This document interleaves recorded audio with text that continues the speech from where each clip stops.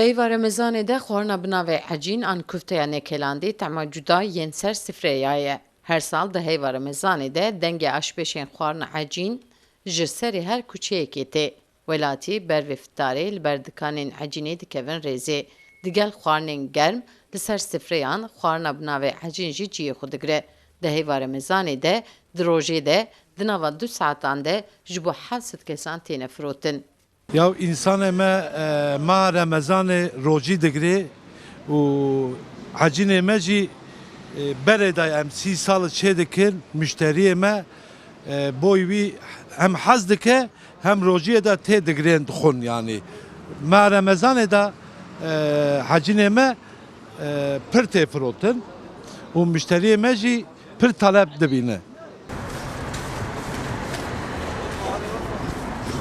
Di navê ecînê de sawara hûr, goşt, filfil, baharat, sîr, pîvaz û şînkayê heye.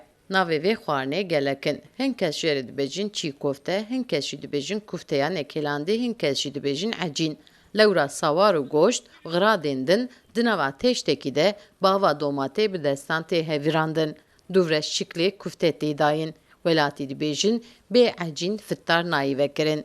Tu jî xweş e û çi giftel memleketê me an tu zanî meşhûr e xweş e millet ji bo wî we tu jî dibin yani tu jî hez dikin piştê iftariyê dixwin yani. Valla em acilî hez dikin milletê Diyarbekir tiştê acî hez dikin. Ji ber wî we em jî mehat ji bî Musulmanîstan de.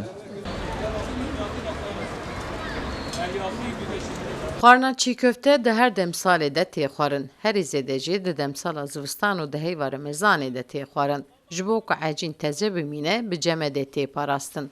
Sevda Kaplan, Kurdistan TV, Amed.